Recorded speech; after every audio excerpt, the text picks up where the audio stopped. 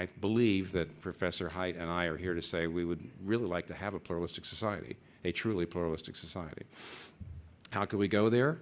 Let me give you 4 things I think might happen. And this is something I think the whole society has to do together, though I'll explain, because I'm a Christian minister and I was actually asked to talk about what resources my particular worldview or faith has to contribute to a pluralistic society in America. I'll mention that too, but here's the 4 things. Number 1, I think the first thing we're going to have to do is we're probably going to have to say John Rawls was wrong.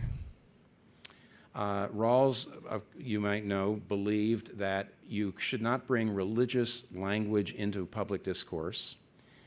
You shouldn't give religious reasons for a particular law or particular norm that you are contending for. That we should always be rational and neutral, and we should never bring religion into it. The first thing we're going to have to do is to say that that is a great way of marginalizing a lot of people.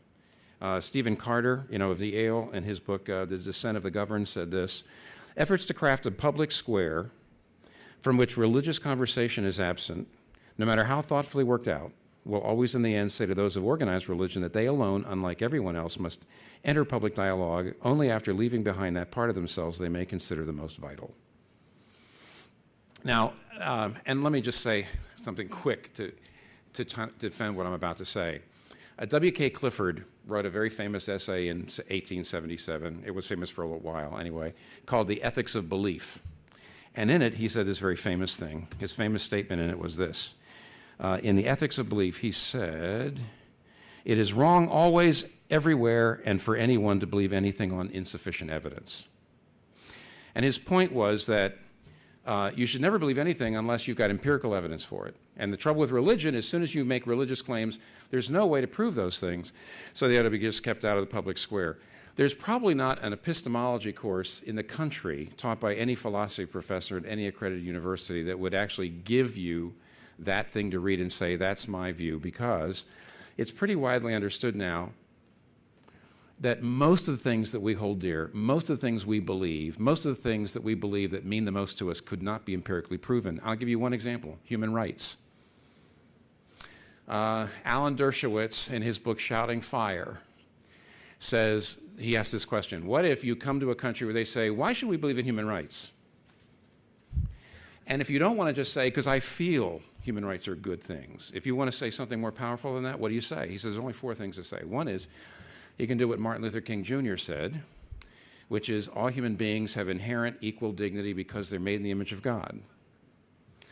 Now, Dershowitz says, but for him, he's an atheist, so he just can't go there, so that he can't say that. He says the second thing you'd say is, well, human rights are natural. You can see them in nature. He says the problem with that is, if you actually look at nature, it's kind of violent.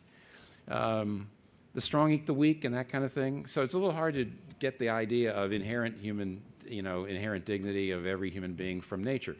So the third thing you could say is we create human rights.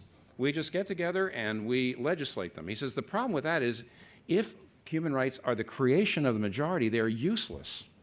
Because the whole point of a human right is to take the right of a minority and put it in the face of the majority and say, you have to honor the rights of my people or my client. If they're created, then they can be uncreated, and that means they're useless. So he says, what is it? Then what do you say? He says, here's what you have to say. We just know they're there. Human rights have to be discovered, not created. They have to be there, otherwise they're useless, and they are. Why are they there? We don't know, but they are. And then Dershowitz says, I know that if somebody comes to me and says, well, that's just what you white Western individualistic people say, he says, well, that's a problem. But I just know that this isn't just something from my culture. They're just there. And then he says, ultimately he comes and says, most of the human race now believes that they're there. And that's why we know they're there. But the real problem, of course, is, as he said, is it really true that what the majority of human beings think is right is necessarily right? No. So in the end, can he prove human rights? Can you empirically prove them? Is it something? No, it's a faith leap. It's a leap of faith. It's an assumption. There's as much evidence for human rights as there is for God, but that's another lecture. In fact, I think there's probably more evidence for God than there is for human rights. The point of the matter is they are both non-provable, empirically, and they're not self-evident, the existence of God, the existence of human rights, and therefore we all are bringing non-provable moral intuitions and convictions into the public square, and we ought to let them come. We ought to let everybody talk about it, and not say, oh, you're imposing your religion on me. Everybody is taking non-provable intuitions about human nature, about right and wrong, and you're bringing them into the public square, and you're trying to get them into legislation. Everybody's doing that. Everybody's being exclusive in that sense. So that's number one. Let's open the dialogue to everybody.